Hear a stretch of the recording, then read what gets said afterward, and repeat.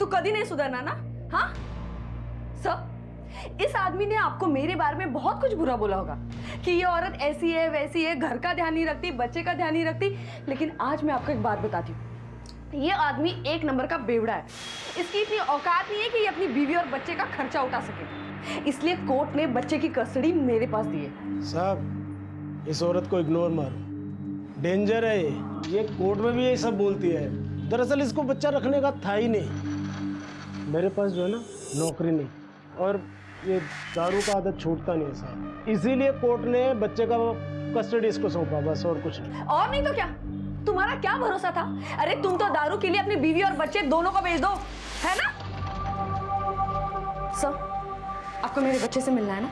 एक मिनट।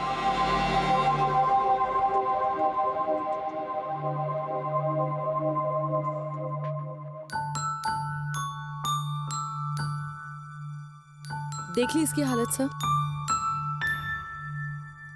इसे बीपीडी है, ब्रोंको पल्मोनरी डिस्पेसिया, और इसको ये बीमारी उसके बाप की वजह से हुई है। कुछ काम नहीं करता था सर ये। जब मैं प्रेग्नेंट थी तब 8वें महीने तक मैंने जॉब किया। मेरी हालत इतनी खराब हो गई कि मेरी प्री मैच्योर डिलीवरी हो गई, और इसलिए मेरे बच्चे के फेफड़े जन्म से ही कमजोर है। ये ऑक्सीजन सिलेंडर देख रहे हैं, ये हमेशा इसके साथ रखना पड़ता है। अरे इसके बाप की इतनी भी औकात नहीं है कि एक ऑक्सीजन सिलेंडर खरीद सके। बेटा आकाश, आपको यहाँ कोई तकलीफ तो नहीं? नहीं, मम्मी मेरा बहुत ध्यान रखती है। आकाश, आकाश बेटा झूठ मत बोल। आकाश बेटा, इस औरत से डर मत, सच सच बोल। मैं आया ना इधर।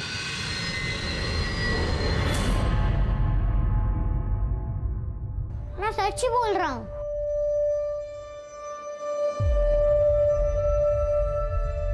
बस अब एक बार भी अगर थाने में आकर झूठी कंप्लेंट लिखवाई ना, तो बात बाद में करूंगा, अंदर पहले कर दूंगा।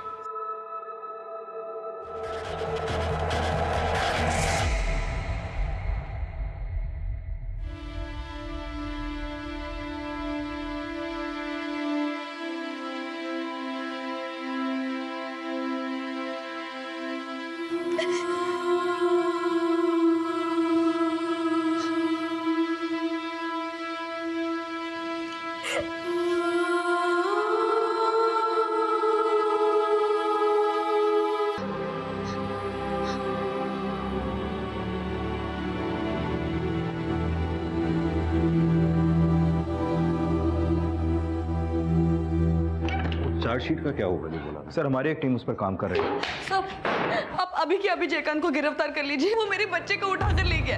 आप इतने यकीन के साथ कैसे कह सकती हैं कि जयकांत ही आपके बेटे को ले गया? साहब, वो मैं ना आकाश के साथ नीचे बैठी हुई थी, तब मैंने जयकांत साहब को बाहर खड़े हुए देखा था साहब। मौसी, पानी चाहिए। मैं अभी लेकर आती हूँ। हाँ साहब, मैं जब पानी लेकर लौटी ना तो आकाश वहाँ पे नहीं था। आकाश, आकाश, और जयकांत साहब भी नहीं थे। कितने बजे की बात होगी? कुछ 5 साढ़े 5 बजे की बात है साहब। अरे शपथ सर, मैं तो उधर गया ही नहीं। ये दोनों झूठ बोल रही हैं। हो सकता है इसने ही कुछ किया हो आकाश को, और मेरे पर इल्जाम लगा रही है। अब हो सकता है मार भी दिया हो उसको। सर, बच्चा यहाँ नहीं है, और ना ही उसके यहाँ होने का कोई निशान है। साहब, वो जो आकाश का ऑक्सीजन सिलेंडर है ना, उसमें सिर्फ 2 दिन का ऑक्सीजन बाकी है। हाँ हाँ, प्लीज़ उसको जल्दी ढूंढ लो ना। क्या मतलब? साहब, अगर वो ऑक्सीजन खत्म हो गया ना तो आकाश के साथ कुछ भी हो सकता है।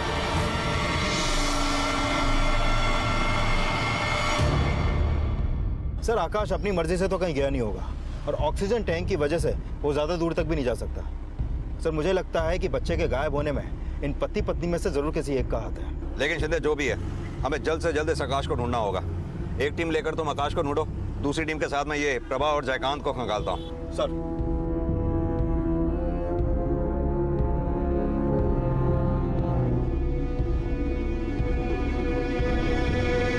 अभी तक फिरौती का कोई भी कॉल नहीं आया। एक काम करो, आकाश के घर के आसपास में जितने भी सीसीटीवी लगे हैं, वहाँ की आज शाम 5 से 7 बजे की सारी फुटेज निकालो। सुबह होते ही मैं आकाश के दोस्तों और उसके पड़ोसियों से बात करता हूँ। सर, पुलिस रात भर आकाश आचरेकर की तलाश में जुटी रही, लेकिन कोई सुराग नहीं मिल पा रहा था। पुलिस ने आकाश की तस्वीरें सभी पुलिस स्टेशन में सर्कुलेट करवा दी थी।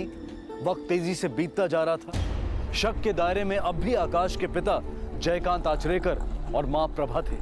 सर,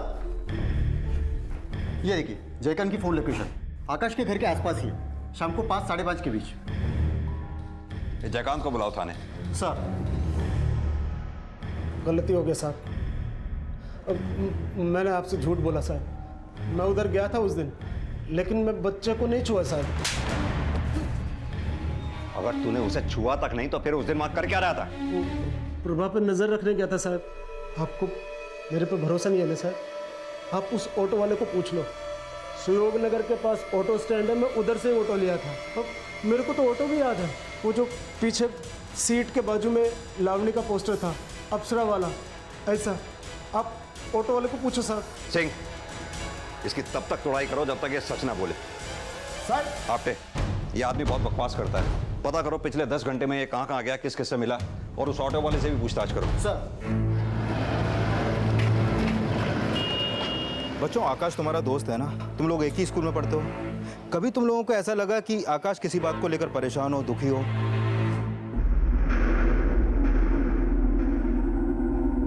बेटा डरो मत, जो भी सच है वो बताओ। बोलो। आकाश की मम्मी आकाश को बहुत मारती है। आप बच्चे को मारती थी? किसने कहा आपसे? जो आपके पति जयकांत ने कहा, वही आपके पड़ोसी के बच्चों ने कहा। आपने बच्चों के कहने पर मुझे बुलाया? और भी गवाह हैं हमारे पास। सर, मैं आपसे कह रही हूँ ना कि जयकांत ने ही मेरे बच्चे को किडनैप किया है। आप 2-4 फटके दो ना उसे, वो सब बता देगा आपको। जैसे आप दिया करती थी। हमने आपकी डाइवोर्स फाइल देखी। जयकांत ने आपकी कंप्लेंट की थी कि आप उसे मारा करती थी। सर, अगर कोई पति दारू पी के रोज घर में झगड़ा करता हो तो उसकी क्या मैं पूजा करूंगी? हाँ, आला परत पीऊं, शर्म नहीं आती तुम्हें? हाँ, अगर बच्चा तुम्हें इस हालत में देखेगा तो क्या सीखेगा? उससे सीखेगा ना, अपनी आई से सीखेगा। चाल चलन देखता होगा ना तेरे, हैं? देखता होगा बेटा। चल हट, क्या कर रहा है? हैं? बाप को संभालेगा?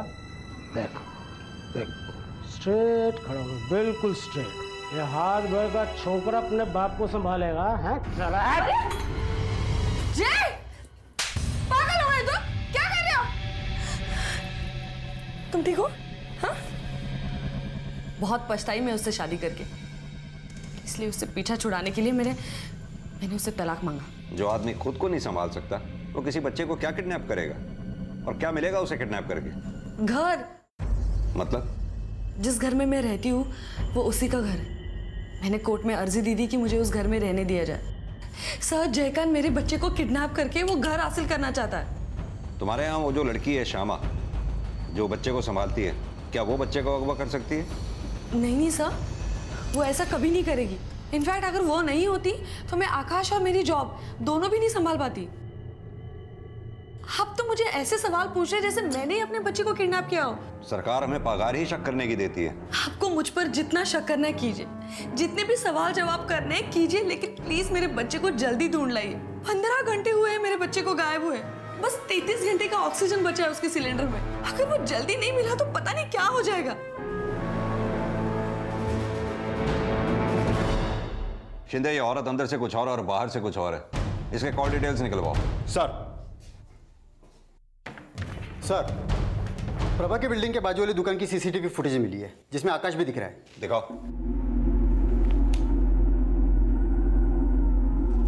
सर, ये मेन रोड है, यहाँ से प्रभा का घर नजदीक है। और ये देखिए, 22 मई शाम को 5:23।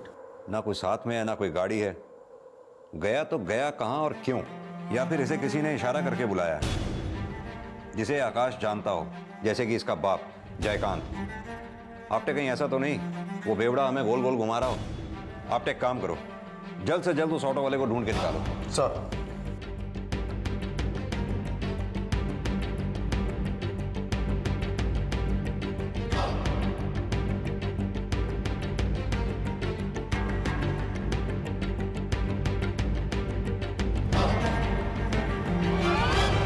अरे सुनो।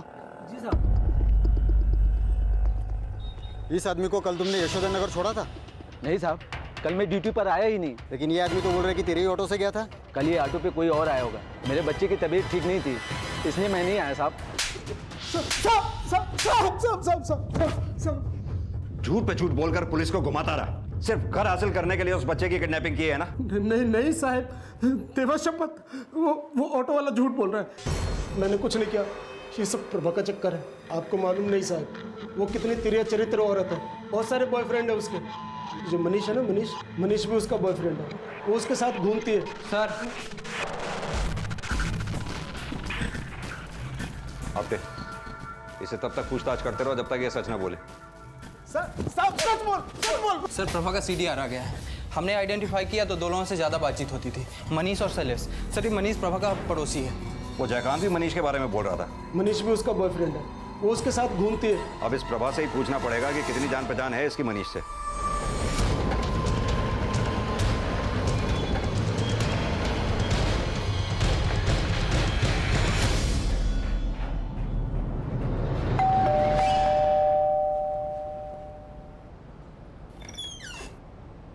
सर दरवाजा तो खुला है।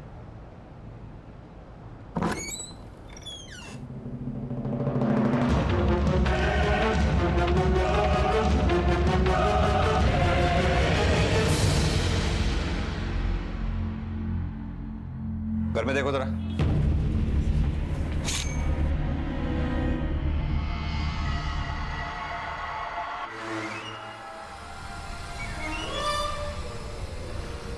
सर पेट में मल्टीपल स्टैबिंग है। जिस तरह से सामान बिखरा हुआ है उस तरह से तो देख के लगता है कि मरने से पहले हाथापाई हुई है। सर कोई भी मर्डर वेपन नहीं मिला। घर को और अच्छी तरह से छान मारो। Yes sir. Sir force entry तो नहीं लगती, लगता है किसी जान पहचान वाले ने ये कांड किया है। और सर घर की नौकरानी श्यामा भी घर पे नहीं है, वो मोबाइल भी इस्तेमाल नहीं करती। बॉडी को पोस्टमार्टम के लिए भेजो। सर शिंदे, पड़ोसियों से पूछताछ करो, देखो किसी ने कुछ देखा है क्या। सर तब तक मैं इस मनीष से बात करता हूँ। पहले बच्चे का अपहरण और फिर उसकी मां प्रभा का खून, जो कि पुलिस के शक के दायरे में भी थी, जिसके चरित्र को लेकर कई सवाल सामने आ चुके थे। पर इससे पहले कि पुलिस उसकी तहकीकात शुरू करती, किसी ने उसकी जान ले ली। अब इस केस का रहस्य और गहराता जा रहा था। आखिर कौन हो सकता था मुजरिम? जयकांत, मनीष, श्यामा या फिर कोई और?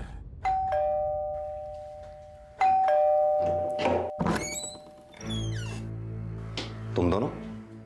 मनीष बोरकर तुम्हारे पापा हैं? हाँ सर। कौन है सर? आप? आपसे कुछ बात करनी है। हाँ बताइए। प्रभा के पति का कहना है कि आपका और प्रभा का एकदम घटिया आदमी है वो। मैं लॉयर हूँ प्रभाकर, इस सिलसिले में हमारी बातचीत होती रहती है। मैं बाल बच्चे वाला आदमी हूँ सर, 2 बच्चे हैं मेरे। ये मनीष बोरकर और प्रभा आचरेकर के बीच क्या चल रहा था, कुछ जानते हैं आप? साहब इनके बीच में क्या चला था क्या नहीं ये तो मुझे नहीं पता, लेकिन हाँ साथ में आना जाना और बातें करना ये तो सबको दिखता था। और ये श्यामा, उसके बारे में कुछ पता है आपको? श्यामा? नहीं साहब। आप लोग जानती है वो कहाँ गई है या उसको कहीं पर जाते हुए देखा? नहीं साहब, हम लोग से जास्ती बात नहीं करती थी। वो तो सिर्फ अपनी मैडम नहीं तो आकाश से ही बात करती थी। अच्छा, आप में से किसी ने उसे प्रभा से झगड़ते हुए देखा था? प्रभा मैडम से झगड़ते हुए तो नहीं देखा, लेकिन श्यामा का 13 नंबर वाले मनीष साहब से एक बार झगड़ा जरूर हुआ था। सर एक मिनट।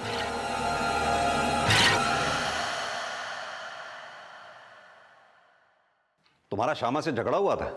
हाँ सर, उसने मेरे बच्चों पर हाथ उठाया था, इसलिए मैंने डांटा था उसको। बेटा, श्यामा मौसी ने तुमको क्यों मारा था?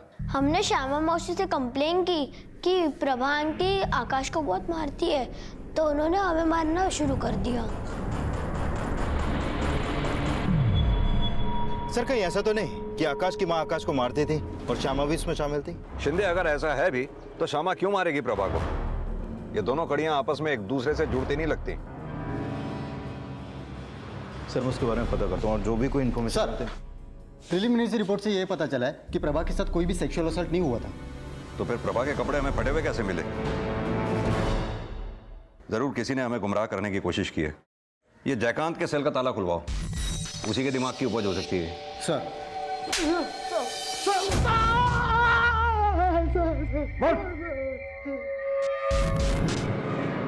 मारो साहब, मारो मारो मारो आप कितना भी मारो, लेकिन आपको मैं एक ही बात बोलूंगा कि मैं कुछ नहीं किया मेरे साहब, मैंने कुछ नहीं किया। कोई मुझे फंसाना चाहता है साहब, वो ऑटो वाला झूठ बोल रहा साहब। मोरे, दूसरे ऑटो वालों से ही पूछताछ करो, पता करो इस अप्सरा वाले ऑटो के बारे में। सर अच्छा, ये MS04 GN 903 नंबर का ऑटो यहीं खड़ा होता है ना? उसके ड्राइवर का नाम गणेश है। वो पिछले 2-3 दिनों में कोई छुट्टी लिया है क्या? नहीं नहीं साहब, रोज आता है, बल्कि तो कल भी आया था, परसों भी आया था सर। शिंदे, अब बता, क्यों झूठ बोला तूने? पहले से ही मेरे पर एक्सीडेंट के 2 केस हैं, इसलिए मेरे को पुलिस के लफड़े में नहीं पड़ना था साहब। मैं लेकर गया था उसे और वो अकेला ही था साहब। अब तीसरा केस बनेगा तेरे ऊपर, पुलिस को गुमराह करने के लिए। गलती हो गई, माफ करना, बाल बच्चे वाला हूँ साहब, छोड़ दो मुझे। सर इसका मतलब जयकांत का प्रभा की हत्या और आकाश की किडनैपिंग में कोई हाथ नहीं है। फॉर्मेलिटीज पूरी करके जयकांत को जाने दो, लेकिन इस पर नजर रखना, दूध का दूल्हा ये भी नहीं है। वो प्रभा के कॉल रिकॉर्ड्स में एक और भी तो नंबर था। हाँ सर, शैलेश है, जो एक साइबर कैफे चलाता है प्रभा की लोकेलिटी में। प्रभा के साथ अपने रिश्तों को लेकर बहुत डींगे मारता है वो।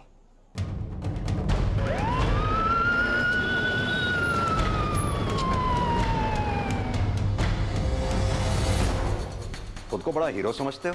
मोहल्ले की सबसे हॉट औरत को मैंने पटा रखा है, ऐसा कहते घूमते हो? सारी इंफॉर्मेशन है। काम के लिए सर, उसे अक्सर टाइपिंग और स्कैनिंग करवाने की ज़रूरत पड़ती थी। सर वो मेरी कस्टमर थी, बातचीत तो करनी पड़ेगी, ग्राहक तोड़ूंगा तो धंधा कैसे चलेगा सर? शिंदे, शैलेश बहुत चालू चीज है, इसके भी कॉल डिटेल्स निकलवाओ।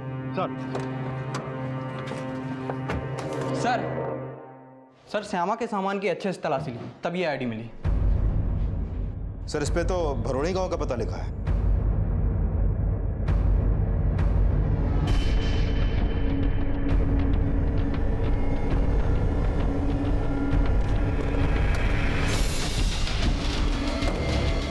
सुनिए काका, सुनिए, इस लड़की को देखा आपने? ये तो श्यामा है, ये यहाँ रहती है। यहाँ पर? चलो।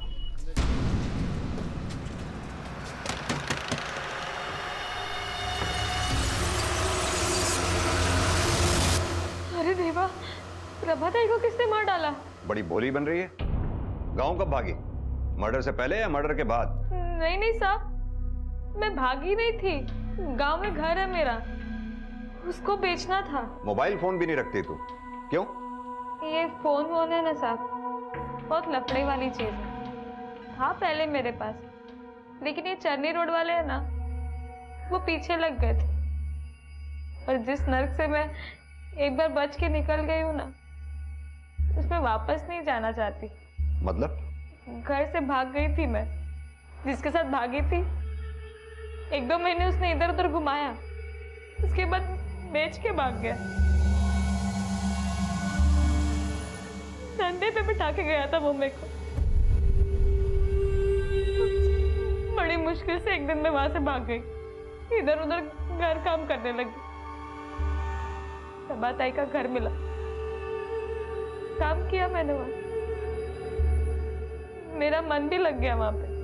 साहब गांव में कोई बचा नहीं मेरा, इसलिए मैं घर बेचने के लिए गई थी, भागी नहीं थी मैं, वो भी नहीं बिका। इतना जल्दी हो गया सब कुछ? वैसे ही अपने गांव का घर अचानक बेचने की क्या पड़ी थी तुझे? ये सब मैं आकाश के लिए कर रही है। फिरौती वगैरह के लिए फोन आता तो मैं पैसे कहाँ से देती साहब? इस बात की फिक्र करने के लिए उसकी माँ थी, बाप है। साहब वो सिर्फ नाम के लिए माँ थी, कभी ध्यान नहीं रखा उसने आकाश पर। हमने मोहल्ले वालों से सुना था तेरी प्रभा ताई आकाश को मारा करती थी। हो साहब। तो तूने भी तो हाथ उठाया था वो वकील के बच्चों पे, चिंटू और मिन्नी। वो बच्चे नहीं है साहब, शैतान है शैतान। ये बात तूने हमें पहले तो नहीं बताई कि तेरी प्रभा ताई आकाश को मारा करती थी और वो बच्चे आकाश को तंग किया करते थे। साहब वो ताई ने मना किया था। क्यों? क्योंकि साहब चिंटू के पापा ताई के वकील थे, वो तलाक का केस वही लड़ रहे थे साहब। और साहब उन्होंने ताई की बहुत मदद की है, घर उनको मिल गया, थोड़े बहुत पैसे भी मिले थे साहब उनको। और ताई को डर लगता था कि अगर मनीष साहब से पंगा लिया तो वो केस बिगाड़ देंगे। हे भगा ताई, देखो क्या क्या वो मिन्नी चिंटू ने। बच्चे और बच्चे तो मारपीट करते ही रहेंगे, और वैसे भी ना ये लड़का मुझ पर बोझ है, पता नहीं किस जन्म का पाप है। मैं इसे सिर्फ इसलिए बर्दाश्त करी क्योंकि इसके बाप का घर मिल गया रहने के लिए, वरना तो अब से मैं कोई गलती नहीं करूंगा, आपको परेशान नहीं करूंगा। लेके जैसे कहा ना, लेके जैसे वो इतना सा लड़का, लेकिन उसको सब समझता था साहब कि उसकी माँ उससे कितना नफरत करती है। और बाप का बस एक ही काम है साहब, दारू पीना। ना माँ का प्यार, ना बाप का प्यार। पता नहीं साहब किस हाल में होगा वो। सर आपको क्या लगता है, ये सच बोल रही है या फिर कोई मनगढ़ंत कहानी बना रही है? शिंदे, सच झूठ का फैसला तो सबूत मिलने पर ही हो सकता है, लेकिन एक बात तो तय है, ये प्रभा जितनी जमीन के ऊपर थी उतनी जमीन के नीचे भी। वैसे वकील साहब का परिवार भी कुछ कम नहीं है। मुझे लगता है वकील साहब से कानूनी तौर पे गपशप करने का वक्त आ गया है।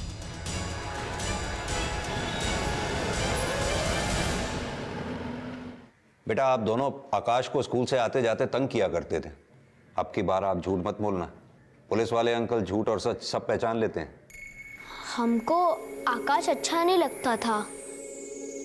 हमारे पापा उसकी मम्मी के साथ ज़्यादा रहते थे। प्रभा आंटी हमेशा घर आती थी और हमेशा पापा से अकेले में कुछ बात करती थी। वो आती तो पापा हमारी तरफ ध्यान नहीं देते थे। हमें लगता था अगर उसकी मम्मी हमारे घर रहने आ गई तो हमारे पापा नहीं रहेंगे, बल्कि आकाश के पापा हो जाएंगे। अब बोलिए वकील साहब, अब तो आपके बच्चों ने ही आपकी पोल खोल दी। बच्चे हैं, इनको कहाँ इतनी समझ। आप वकील हैं, पुलिस को गुमराह करने की सजा पता है आपको। दरअसल सर, प्रभा नहीं चाहती थी कि हमारे रिश्ते के बारे में किसी को भी पता चले। कब तक ऐसे छुप छुप के मिलते रहेंगे? अब थोड़ा तो सब्र करना पड़ेगा ना। तुम्हारे 2 बच्चे और मेरा 1। शादी करना इतना आसान थोड़ी ना। यार, तुम्हारे बिना अब अच्छा नहीं लगता है। मैं और प्रभा शादी करने वाले थे। आकाश की वजह से हम लोग रुके हुए थे। वो अकेली नहीं रहना चाहती थी और मुझे भी लगा था कि धीरे धीरे मैं अपने बच्चों को समझा लूंगा। झूठ साहब, बिल्कुल झूठ। ताई कभी किसी से शादी करना ही नहीं चाहती थी। ताई को तो शादी के नाम से भी नफरत थी।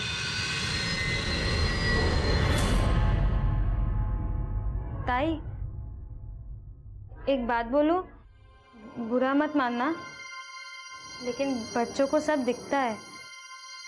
हाँ तो क्या सारी उम्र ऐसी ही रहूं मैं? नहीं, मतलब अगर वकील साहब आपको पसंद है तो शादी। तो पागल हो गई? उसके 2 बच्चे, मेरा 1 बच्चा। क्या पूरी जिंदगी में से बच्चे संभालती रहूं? और एक बार शादी करके देख ली ना, क्या मिला? जो औरत अपने ही बेटे से नफरत करती थी, आपको लगता है वो चिंटू और उसकी बहन को संभालती? साहब, ताई को अच्छे से पता था उसकी जवानी उसका क्रेडिट कार्ड है। काम निकलवाना ताई को अच्छे से आता था साहब। आदमी को झुलाने का और काम निकलवाने का। बकवास। प्रभा ने मुझसे प्रॉमिस किया था कि वो मुझसे शादी करेगी। आकाश की वजह से हम दोनों अटके थे, वरना कब की हमारी शादी हो चुकी होती। सर हो सकता है प्रभा से शादी करने के लिए मनीष ने आकाश को मरवा दिया हो, और जब प्रभा ने भी शादी से इनकार कर दिया होगा तो मनीष ने उसे भी मार डाला। लेकिन प्रभा ने हमसे ये बात छुपाई क्यों कि मनीष के बच्चे आकाश को तंग करते थे? कोई माँ इतनी भी स्वार्थी हो सकती है, समझ में नहीं आता। 1 मिनट। हेलो, ठीक है सर, प्रभा के घर से थोड़ी दूर पर ही एक और सीसीटीवी फुटेज मिला।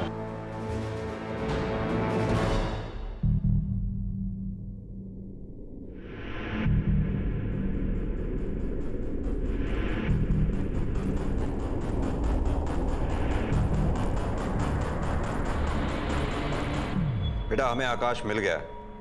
उसने बताया कि तुम दोनों ने हमने कुछ नहीं किया अंकल। वो तो बस उस दिन खेलते खेलते हमने आकाश को भूत वाले कमरे में बंद कर दिया। भूत का कमरा? बेटा और थोड़ा साफ साफ बताओ, डिटेल में। हम उस दिन खेल रहे थे।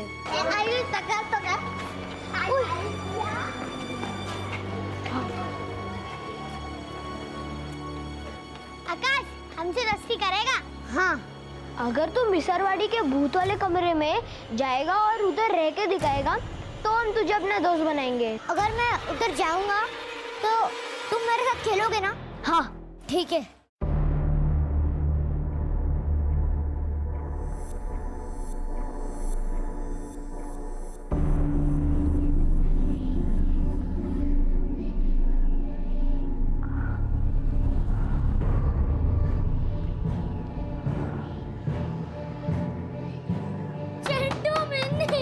दरवाजा खोलो, मुझे बाहर आना है। हमने आकाश को बंद कर दिया और वहां से वापस आ गए। अगले दिन देखने गए तो वो वहां नहीं था।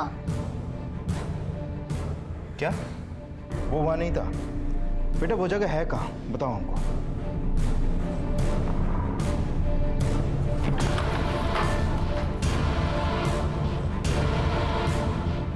सर यहाँ तो कोई सिलेंडर नहीं है।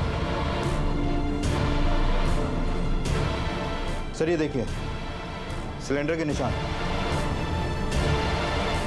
इसका मतलब आकाश नहीं था इस सुनसान जगह पे। उस बेचारे की तो कोई चीख भी सुनने वाला नहीं था। सर 2 दिन बीत चुके हैं, अब तक तो उसका ऑक्सीजन भी खत्म हो गया होगा। पता नहीं बच्चा जिंदा भी है या नहीं।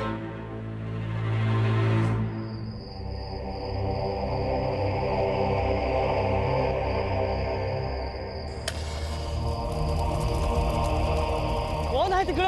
अरे काय करतो मेल्या? हेलो पुलिस साहब, सुबह से चिता की तैयारी कर रहा था मैं। सो गया था मैं, आँख खुली तो देखा चिता जल रही है। मैं आया तब तक वो भाग गया था, इसलिए मैंने आपको फ़ोन किया।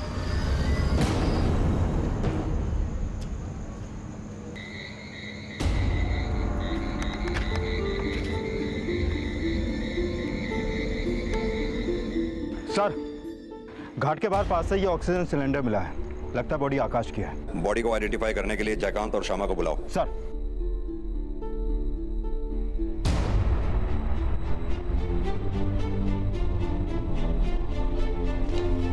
सर श्यामा का कहीं पता नहीं चला और जयकांत ने आकाश की बॉडी को आइडेंटिफाई कर लिया है, लेकिन उसके चेहरे पे कोई अफसोस नहीं दिखा मुझे। सर श्यामा मिल चुकी है, सरकारी अस्पताल में भर्ती है। देर रात सड़क पर बेहोश मिली तो किसी ने अस्पताल पहुंचा दिया उसको। सर श्यामा HIV पॉजिटिव है।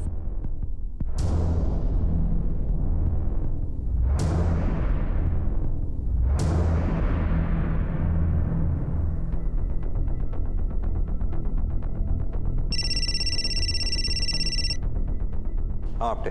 सर मैंने शैलेश की कॉल रिकॉर्ड चेक की, पता चला है कि उसकी रातें अक्सर अलग अलग होटलों में बीतती थी। और सबसे हैरान करने वाली बात यह है कि प्रभा की फ़ोन के लोकेशन उसी समय और उसी जगह एक्टिव होती थी जहां शैलेश होता था। पता करो इनका कनेक्शन क्या है। सुनिए, इन्हें पहचान दिया आप? हाँ सर, ये यहाँ पर रेगुलरली आते हैं। अकेला था या किसी के साथ? सर कोई लेडी होती है इनके साथ में। मुड़े। हाँ सर, यही लेडी है।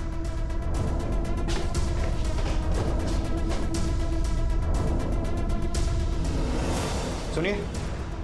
हाँ सर। ये शैलेश कहाँ है? यहीं पे रहता है ना वो? हाँ सर, अभी वो 5 मिनट पहले घर गए, निकल के गया। अभी निकला है? हाँ। क्या शिंदे, वो बचकर नहीं जाना चाहिए। मुझे पूरा यकीन है या तो इसने खून किया है या पर करवाया है। अपने खबरियों को अलर्ट कर दो, इसकी फोटो हर जगह सर्कुलेट कर दो। आई एम श्योर ये ज्यादा दूर निकल के नहीं गया होगा।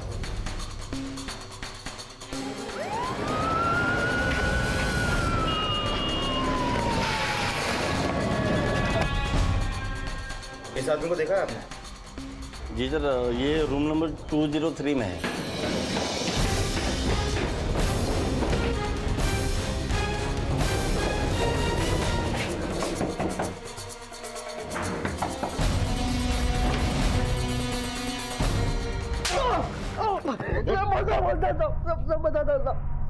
चल बता अब। साहब वो प्रभा मेरे को झुला रही थी साहब, क्या क्या नहीं किया मैंने उसके लिए, और वो शादी के लिए मान ही नहीं रही थी साहब। क्या क्या किया तूने उसके लिए? अब वो नकली बायोडाटा बनाए, झूठे एक्सपीरियंस सर्टिफिकेट बनवा के दी ताकि उसको अच्छी नौकरी मिले साहब। लेकिन साहब मेरे को पता चला कि उसका उधर वो वकील मनीष के साथ भी अफेयर चल रहा है साहब।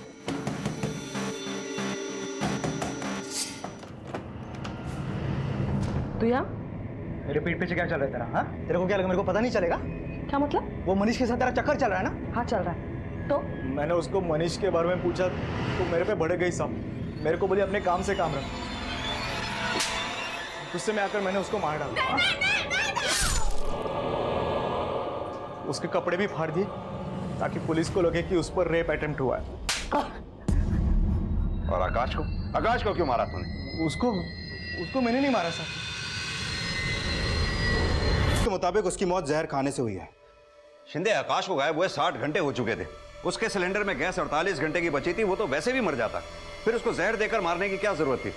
और जहर किसने दिया होगा उसे? सर, शमशान के पास जो हमें सिलेंडर मिला था वो आधा भरा था, मतलब वो पुराना नहीं था। जरूर किसी ने नया टैंक लाकर दिया होगा उसे। शिंदे, उस सिलेंडर का सीरियल नंबर चेक करो, पता करो सप्लायर कौन है और सप्लायर से खरीदा किसने था। सर,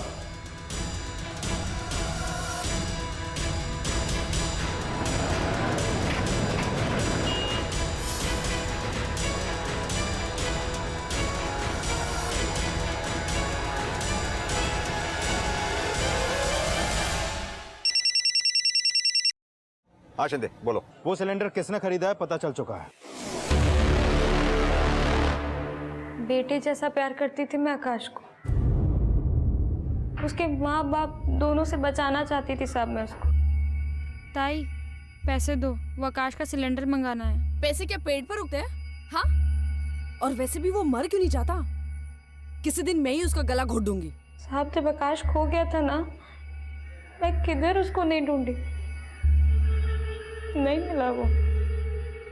अगले दिन वो मिनी और चिंटू है ना, वो दोनों बात कर रहे थे साहब। बार बार आकाश का नाम ले रहे थे। और वो मिसलवाड़ी है ना, भूत वाला कमरा, उसके बारे में बात कर रहे थे साहब। मेरे को शक गया।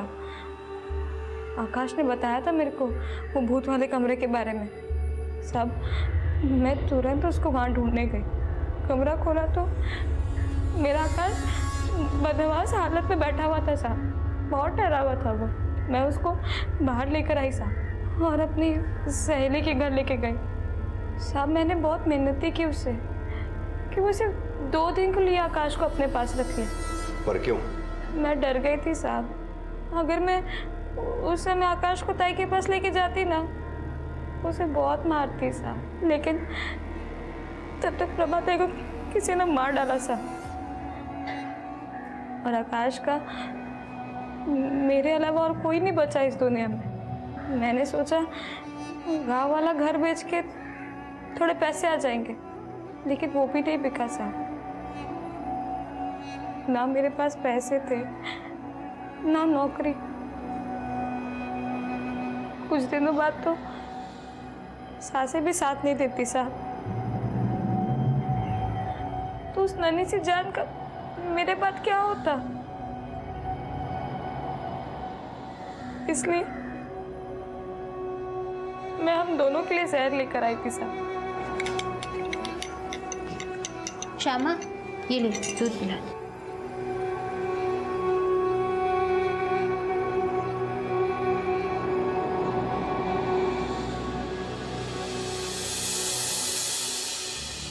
मौसी, ये क्या है?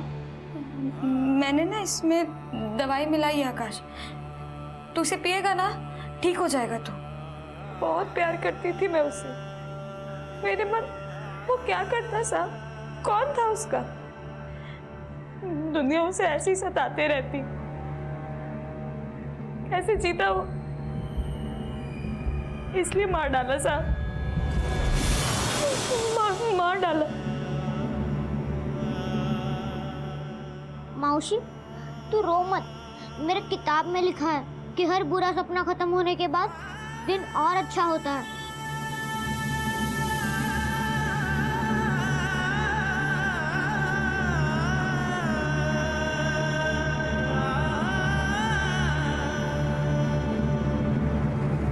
उसके बाद मैंने बहुत कोशिश की साहब, नहीं पी पाई जाए। मेरी सहेली बहुत डर गई थी साहब। उसको ऐसे मरा हुआ देख के मैंने उसे बहुत मिन्नतें की कि मेरे को उसका अंतिम संस्कार करना है। उसके भाई का टेम्पो था साहब, उसी में उसको शमशान घाट लेकर गई।